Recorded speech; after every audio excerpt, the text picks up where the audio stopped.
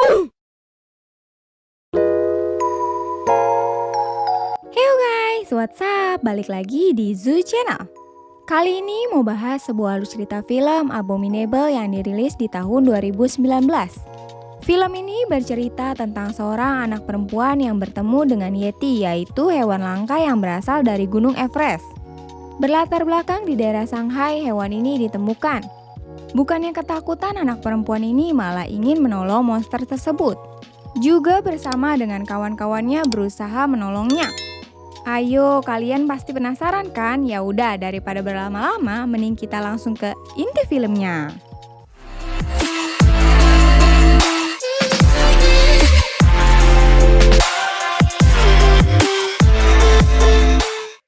Film dimulai dengan seorang peneliti yang sedang menelpon.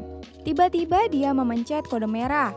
Ternyata seekor Yeti ini terlepas dari lab penelitian. Yeti ini terjebak di pagar besi yang sudah dikepung. Tapi kemudian si Yeti ini berteriak yang membuat lampu sorot di sana pecah. Dan akhirnya Yeti tersebut berhasil lolos. Kemudian dia berkeliaran di jalan.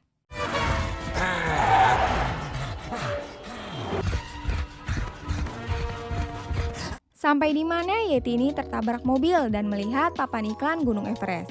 Lalu ia pun menaiki atap gedung agar dia bisa melihatnya. Dari tatapan mata Yeti tersebut, itulah kelihatan Yeti ini sangat amat bersedih. Lalu film Abominable dimulai. Scene berpindah di apartemen sebuah keluarga, di mana seorang ibu mencoba membangunkan sang anak yang bernama Yi. Tapi ternyata ia sudah terbangun dan buru-buru keluar. Sebelum Yi keluar, ia mendapatkan sebuah pesan dari sang ibu dan dari Naina, yaitu seorang nenek. Yi pun mendengarkan dan setelah itu ia pergi. Ia pergi untuk melakukan pekerjaan-pekerjaan kecil di liburan musim panasnya, seperti mengajak jalan-jalan anak-anak anjing, menjaga bayi, dan juga membuang sampah restoran. Sampai akhirnya ia sudah sangat kotor dan harus pulang ke rumah. Ketika Yi sampai di depan pintu apartemennya, ada seorang anak bernama Pei yang mengajaknya bermain basket. Yi yang sangat lelah pun menolaknya. Lalu pada saat di tangga, Yi pun menyuruh Peng untuk bermain dengan sepupunya Jin. Tapi Peng sudah tahu kalau ia sibuk dengan kencannya. Jin yang terlihat bersiap-siap pun langsung pergi. Saat Yi ingin masuk ke rumahnya, tak sengaja ia mendengar kalau ibu dan Nanai sedang membicarakannya, yang sekarang berubah sejak kematian ayahnya. Lalu Yi pun masuk dengan cara mengendap-endap, tapi ada suara lantai yang berbunyi sehingga membuatnya ketahuan. Kemudian sang ibu mengajak untuk makan malam bersama. Sayangnya Yi beralasan kalau ia sudah makan malam di perjalanan. Tapi ibunya tetap memaksa, juga meminta Yi untuk memainkan biola yang biasanya ia mainkan dulu bersama ayahnya. Karena ia sudah tidak mau, ia pun beralasan lagi dengan berkata kalau ia sudah menjual biolanya, dan ibunya yang mendengar itu terlihat sedih. Kemudian Yi pun berpura-pura tidur saat ibunya masuk ke kamarnya untuk memastikan kalau Yi baik-baik saja. Saat ibunya keluar, Yi pun terbangun dan menuju tempat rahasianya di atap gedung. Dan ternyata Yi mengumpulkan uang untuk melakukan perjalanan seperti yang diharapkan ayahnya. Lalu Yi pun menyimpan uangnya dan mengambil biolanya.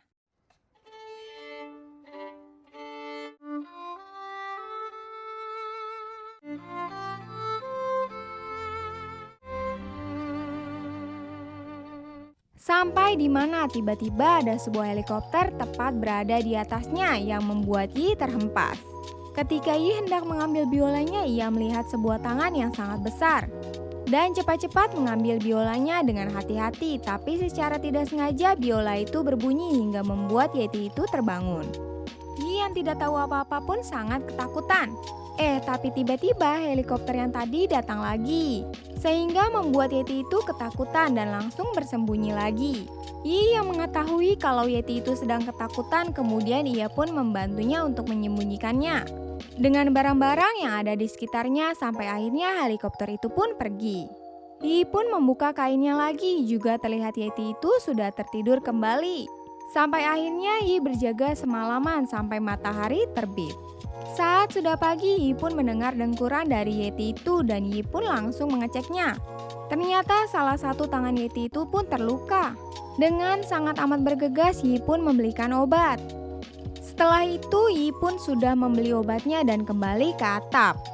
Tak sengaja di jalan ia melihat para orang yang berbicara tentang makhluk Yeti tersebut. Lalu tiba-tiba peneliti ini memberi orang itu uang banyak. Kemudian Yi pun bergegas kembali ke rumahnya, tapi sebelum itu ia mengambil bakpao yang berada di meja. Lalu ia pun memasukkan bakpao itu ke dalam tas, tapi ternyata Naina yang ada di situ. Naina pun kemudian bertanya kenapa Yi selalu sibuk. Yi pun menjawab, ia pun suka kesibukan, langsung ia bergegas kembali ke atap. Sesampainya di atap ia mengeluarkan bakpao-bakpao itu untuk memberi makan Yeti juga mengobati lukanya. Sampai akhirnya Yeti itu pun kembali tertidur. Setelah itu Yi pun memindahkan semua barang-barang di tempat rahasianya untuk menyembunyikan Yeti itu.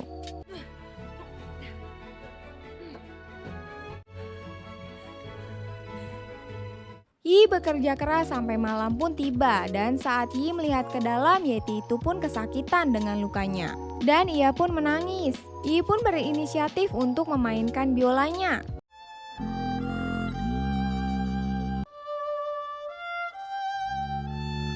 Yeti itu pun ikut bersenandung sehingga tubuhnya mengeluarkan cahaya biru dan membuat bunga tumbuh. Tiba-tiba Yeti itu menunjuk ke arah papan iklan Gunung Everest.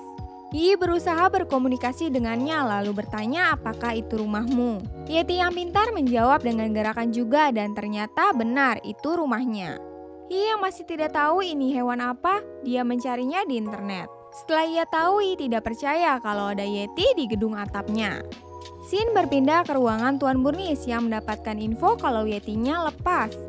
Dengan marahnya ia pun langsung memerintahkan semua bawahannya untuk mencari Yeti tersebut. Berlanjut lagi ke atap gedung, Yeti akhirnya terbangun dan melihat poster dengan foto-foto Yi. Lalu dengan ajaibnya tangannya sembuh.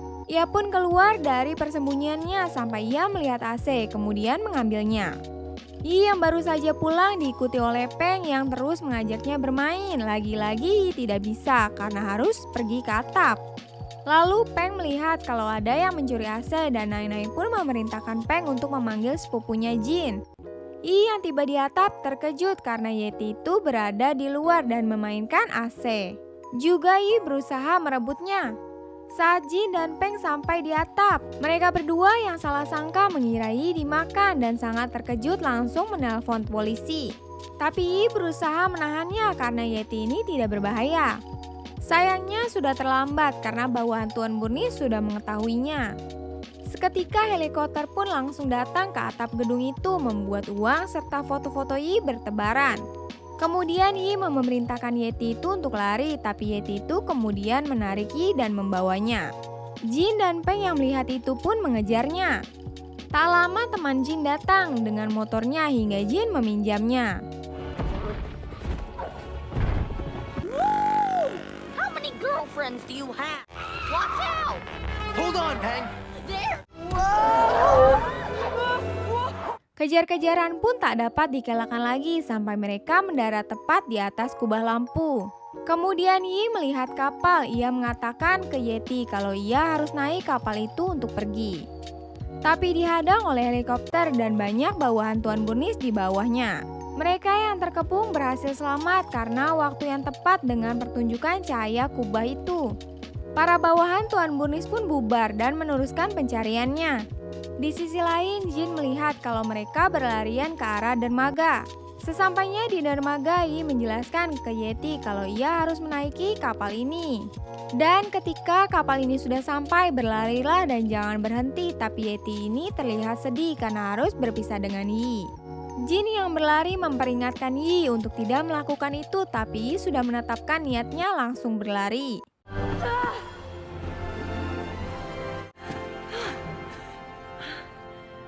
Yeti itu pun kembali tersenyum, disusul oleh Peng dan Jin yang terpaksa menyusulnya. Dan dari sinilah mereka memanggil Yeti dengan sebutan Everest. Shin berpindah lagi ke ruangan Tuan Burnis yang sedang marah ke bawahannya. Ia mulai bertanya kepada Dokter Zara bagaimana Yeti ini bisa lepas. Ia pun mulai kesal karena ia harus memperlihatkan Yeti ini ke dunia. Dokter Zara berusaha menenangkannya dengan memperlihatkan kalau ia sudah mengumpulkan hewan-hewan langka yang lainnya. Tapi Tuan Burnis tidak peduli dan hanya mau Yeti itu kembali hidup atau mati. Karena ia tidak mau dipanggil pembohong lagi. Di sini Dokter Zara terlihat sangat peduli dengan hewan-hewan langka. Kemudian bawahan Tuan Burnis datang, memberitahu info di mana Yeti berada. Tuan Burnis pun meminta tolong kepada Dokter Zara untuk membantunya. Tapi Dokter Zara membuat kesepakatan kalau Yeti itu harus kembali hidup-hidup dan Tuan Burnis pun menyetujuinya. Scene berpindah lagi ke Yi dengan yang lainnya yang sedikit lagi tiba di dermaga. Jin yang sedang menelpon ibunya berbohong kalau mereka sedang berada di Beijing untuk melihat-lihat universitas. Peng dan Yeti pun terus bermain sampai mereka menemukan sekotak soda dan mereka pun sangat menyukainya. Kemudian Yi menjelaskan kepada Everest tentang rute perjalanannya. The river, and that river will take you most. Whoa, wait. Mount Everest? Saat sampai di dermaga, mereka pun bersembunyi di dalam kotak soda dan melanjutkan perjalanan menggunakan mobil. Jin yang mengetahui itu sangat panik dan mengatakan kalau kita harus kembali ke dermaga untuk pulang ke rumah. Tapi mau tidak mau mereka harus melanjutkan perjalanannya. Di perjalanan, Everest dan Peng tidak berhenti meminum soda sampai mereka harus buang air dan membuat kotak itu terjatuh. Mereka berdua pun berlari menuju kebun. Tapi setelah itu mereka semua kelaparan. Everest pun mulai bersenandung dan mengeluarkan kemampuan ajaibnya yang membuat pepohon di sekitar pun bergoyang, juga menumbuhkan blueberry yang kemudian mereka makan. Ternyata blueberry itu terus tumbuh besar.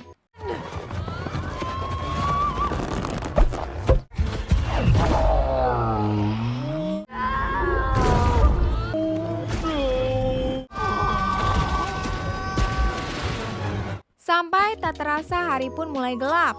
Mereka semua harus beristirahat kecuali Everest dan Peng yang terus-terusan bermain. Lalu Jin menyuruh Peng untuk berhenti dan dia mengatakan kalau ia mirip sama orang tuanya. Mendengar itu Yi berpikir kalau Everest adalah anak-anak dalam ukuran Yeti. Dan kemudian Yi pun memastikan dengan gambaran menggunakan batu dan ternyata benar kalau Everest adalah anak-anak. Dan Yi berniat untuk mengantarnya sampai ke Gunung Everest, tapi Jin tidak setuju dan mengatakan kalau ia dan Peng akan pulang besok. Yi dan Jin pun saling berdebat sampai membawa keluarga, sampai akhirnya mereka pun semua tertidur. Keesokan paginya tiba, Yi bermain biola bersama Everest. Tak sengaja dilihat oleh Jin dari jauh dan Peng pun yang baru saja terbangun menghampiri Yi. Seketika Yi langsung berhenti bermain biola. Lalu Peng berkata ia diberitahu oleh Nai kalau Yi berhenti bermain biola sejak kematian ayahnya. Kemudian Peng dan Yi memutuskan untuk ikut mengantar Everest. Scene berpindah ke pasukan Tuan Burnis dan Dokter Zara yang sudah sampai di dermaga. Juga mulai melakukan penyelidikan dengan mengikuti bekas minuman soda yang diminum oleh Everest dan Peng. Juga sampai di kebun blueberry. Tapi lagi-lagi mereka kehilangan jejak. Lalu di situ Tuan Burnis bernostalgia tentang petualangan lamanya. Sampai ia menghiraukan panggilan Dokter Zara sampai ia selesai dan sadar. Dokter Zara mengatakan kalau kita harus berpencar dan Tuan Burnis langsung memerintahkan bawahannya untuk berpencar.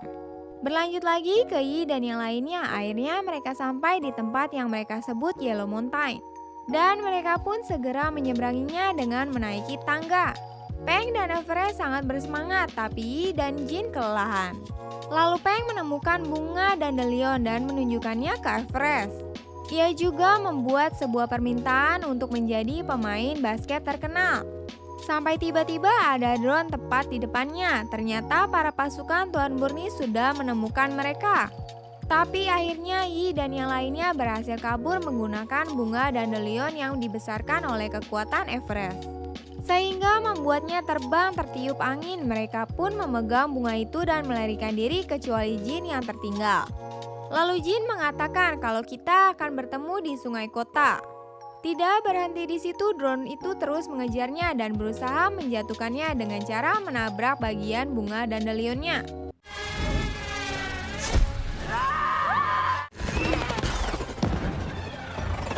Tuan Burnis yang baru saja datang langsung memarahi Jin karena telah mencuri yetinya. tapi ditahan oleh Dokter Zara yang mencoba bersikap baik kepada Jin untuk mendapatkan informasi kemana mereka pergi. Berlanjut lagi ke Yi. Sayangnya dandelion mereka sudah habis dan mereka pun terjatuh di tanah yang tandus yang tidak berpenghuni. Dengan hanya ada 4 ekor kura-kura. Everest bermain dengan kura-kura itu dan Peng mengatakan kalau sekarang kita jauh dari Jin. Lalu Yi menjawab kalau saja jika tadi ia melompat. Dan Yi juga menjelaskan kepada Peng alasan Jin ikut karena ingin menjaga Peng. Sebab Peng adalah sepupunya. Lalu Peng juga mengatakan kalau dari dulu hingga sekarang Jin juga masih menganggapi bagian dari keluarganya.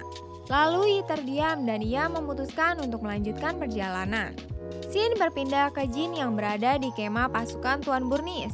Di sini Tuan Burnis juga sedang bercerita tentang petualangannya dahulu. Saat ia pertama kali bertemu dengan Yeti, tapi pada saat ia mengatakan ke dunia tidak ada yang percaya perkataannya.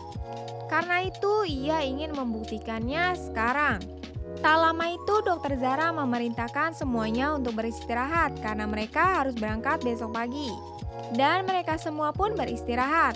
Berpindah ke Yi, Peng, dan Everest yang terlalu lelah berjalan. Dan Yi mulai menyalahkan dirinya sendiri berharap jika ada Jin di sini. Lalu Everest menangkap seekor ikan koi yang sedang berjalan melawan arus. Lalu Peng bertanya kenapa ikan-ikan ini melawan arus. Lalu Yi menjawab, ibunya pernah berkata kalau ikan koi adalah simbol ketekunan. Dan mungkin dia akan berhasil melawan arus jika dia berusaha. Mengingat itu, Yi pun langsung bersemangat dan meneruskan perjalanannya. Berlari lagi ke Jin. Ia bangun di tengah malam dan akhirnya melihat sisi aslinya Dokter Zara. Yang dimana hanya ingin menjual Yeti itu dan ia berpura-pura menjadi dokter hewan. Sampai Dokter Zara juga melempar tikus yang selalu bersamanya dengan kunci motor bawahannya. Jin yang melihat tikus itu pun mengambil kuncinya dan membiarkan tikus itu bersama orang yang benar yaitu Tuan Burnis. Kemudian Jin menyalakan alarm kunci tersebut mencoba untuk menaiki motor itu. Tapi malah begini deh jadinya. Sweet. Looking good, Jen. Thanks, Jen. Jin pun tidak punya pilihan lain kecuali berlari.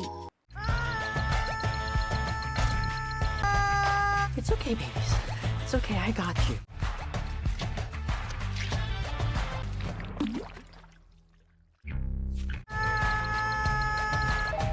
Sampai dia harus menjual HP-nya untuk membeli sebuah perahu sampan. Berlanjut lagi ke Yi dan yang lainnya, akhirnya mereka sampai di tepi tebing dan melihat kereta barang. Dengan bantuan sihir ajaib Everest, mereka melanjutkan perjalanannya menaiki kereta barang. Kemudian Yi bertanya kepada Everest bagaimana ia melakukannya. Lalu secara spontan Peng menjawab kalau mungkin itu anugerah seperti Yi dengan biolanya dan Peng dengan basketnya. Akhirnya mereka pun tiba di desa. Mereka berbaur dan membuat Everest seperti kerbau-kerbau lainnya. Sampai akhirnya Peng melihat orang yang ia kira Jin. Lalu Yi pun mengejarnya dan menyuruh Peng untuk tetap berbaur. Dan ketika Yi memanggil Jin ternyata itu bukan Jin. Yang lebih buruknya Yi melihat mobil Tuan Burnis yang sudah mendekat. Ternyata Everest pun terlepas dari penyamarannya. Peng pun menarik Everest ke belakang para kerbau. Tapi tidak bisa dan Everest pun terjebak dan terkepung. Ketika Yi ingin menyusul, tiba-tiba Yi dipanggil seseorang yang tidak lain adalah Jin dengan perahunya. Dengan penampilan yang sudah sangat kotor. Yi pun menaiki perahu itu dan Jin bertanya di mana Peng. Di sisi lain, Peng memiliki ide dan membuat para kerbau ini berlari ke depan sehingga menabrak para bawahan Tuan Burnis.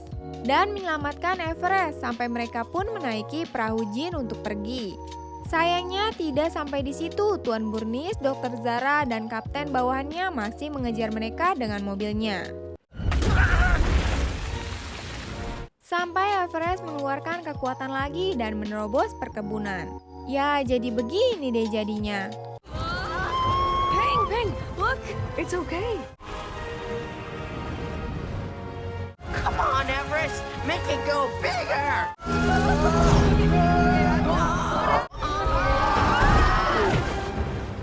Sampai mereka mereka pun terhempas. Hingga Peng pun pingsan karena ada daun-daun yang masuk ke mulutnya. Juga Everest yang mengeluarkan daun-daun dari mulutnya, ya jadi begini deh jadinya. Sampai saat Everest menunjuk biola Yi yang rusak. Dan Yi yang melihat itu tidak tahu harus berbuat apa. Dengan sedihnya ia pun berlari masuk ke hutan. Dikejar oleh Jin, Jin pun berusaha menenangkan Yi. Mereka juga berdua pun bercerita tentang masa lalu. Dan Jin memberitahu kalau Everest dalam bahaya. Berpindah ke pasukan Tuan Bernice yang bersiap-siap untuk pergi ke Himalaya untuk menghentikan mereka di jembatannya. Berlanjut lagi ketika Yi kembali ke Everest. Ternyata Everest sudah memperbaiki biolanya jauh lebih baik dengan menggunakan bulunya. Yi yang sangat senang pun mulai memeluknya. Lalu Peng yang mengambil foto-foto perjalanan Yi bertanya kapan ia membeli foto-foto ini. Kemudian Yi menjawab kalau itu milik ayahnya dan ayahnya selalu ingin pergi ke tempat-tempat itu bersama keluarganya. Dan Peng mengatakan kalau tempat-tempat ini adalah tempat yang baru saja ia lewati. Di sini Yi baru sadar ternyata hanya satu yang belum ia lihat. Everest memberikan fotonya lalu menuju ke arah tempat itu. Dan tempat itu bernama Leshan Buddha. Yi yang melihat itu pun sangat senang, akhirnya ia sampai ke tempat yang ayahnya mau. Dan sesampainya mereka di patung itu, mereka pun menaikinya. Lalu Yi mulai memandang kagum patung itu dan mulai mengingat ayahnya. Everest kemudian meminta Yi untuk memainkan biolanya. Yi pun memainkannya dengan sangat indah sampai senar biolanya menyala.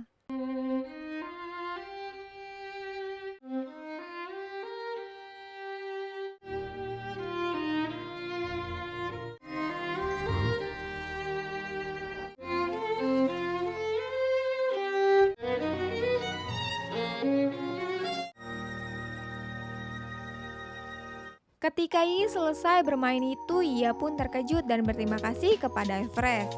Mereka pun harus melanjutkan perjalanan. Begitu juga dengan Jin yang akhirnya setuju untuk ikut mengantar Everest ke Gunung Himalaya. Mereka pun melanjutkan perjalanannya dan beristirahat sebentar di bawah pohon dan bintang-bintang. Yi pun mulai terbiasa dengan kekuatannya, dan mereka semua pun berbaring di bawah pohon dan bintang-bintang. Keesokan harinya pun tiba. Mereka pun sampai di pegunungan Himalaya dan mereka segera menuju jembatan untuk menyeberanginya. Tapi saat mereka menyeberang ada helikopter yang menghadang, membuat mereka kembali lagi, tapi di belakang juga sudah banyak pasukan yang menjebak mereka. Kemudian Yi memerintahkan Everest untuk segera pergi menyeberangi jembatan tersebut. Tapi Everest sebaliknya, ia malah menaiki pondasi jembatan. Pada saat pasukan ingin menembak bius, tiba-tiba Tuan Bernice menahannya. Ia mengingat petualangannya dahulu bertemu Yeti yang sedang melindungi anak-anaknya. Di situ kemudian Tuan Bernice kembali sadar dan mengatakan kalau kita harus melepaskan Yeti itu. Tapi Dr. Zara tidak peduli dan menembak biusnya. Dr. Zara dari belakang dan mulai menunjukkan jati dirinya. Ia pun memerintahkan kapten pasukan untuk menembak dan alhasil Yeti pun terjatuh. Ketika Dr. Zara ingin memastikan kalau Everest benar-benar pingsan dengan cara menyetrumnya, Yi pun berlari dan menghentikannya. Sayangnya Yi tidak cukup kuat, ia pun harus didorong dan jatuh ke bawah jembatan. Mereka semua pun dibawa. Di sisi lain, Yi tidak benar-benar jatuh, ia memegang tali di bawah jembatan. Yi mulai sedih dan putus asa. Tapi pada saat setangkai bunga jatuh tepat di dirinya, ia pun bersemangat kembali dan mulai memanjatnya ke atas. Kemudian Yi langsung mengambil biolanya dan memainkannya dengan amarah.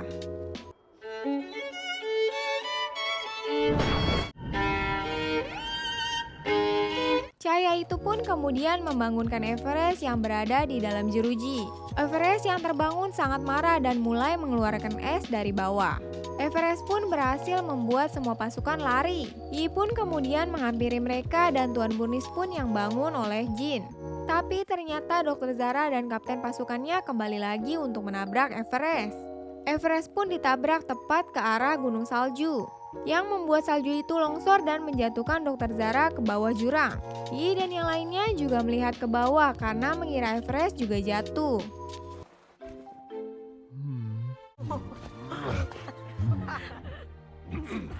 Tuan Burnis pun mulai mengagumi Everest dan ingin memberi tumpangan kepada anak-anak untuk kembali ke kota.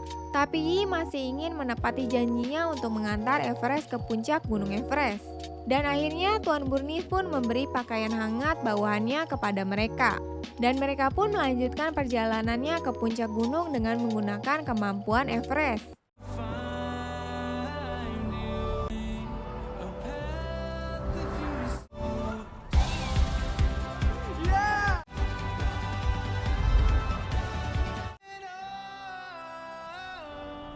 Sampai akhirnya mereka sampai di puncak gunung dan Everest pun mulai bersenandung memanggil keluarganya. Dan keluarganya pun datang. Lalu Yi menghampiri Everest untuk salam perpisahan dan Yi pun tidak percaya kalau ini harus berakhir. Tapi Everest memberikan foto keluarganya yang membuat Yi sadar kalau ini belum berakhir karena ia masih memiliki keluarga. Juga akhirnya mereka pun berpelukan. Dan setelah mereka berpelukan itu, Everest pun kembali ke orang tuanya dan mereka pun pergi.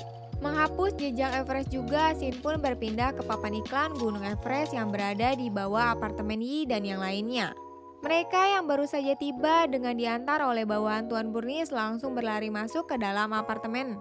Yi juga berlari menuju rumahnya. Ketika ia masuk, ia langsung memeluk ibunya yang menunggunya. Dan dia pun mengatakan kalau ia sangat merindukannya juga merindukan Nai-Nai. Sampai malam pun tiba, keluarga Yi berkumpul di meja makan. Jin dan Peng datang untuk ikut makan bersama.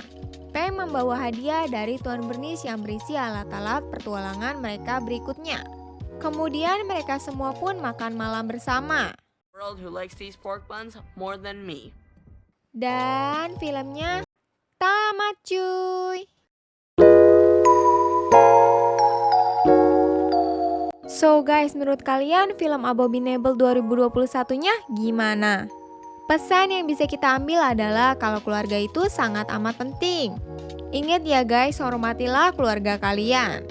Oh ya guys, puasa kalian gimana nih guys? Udah pada bolong belum nih guys?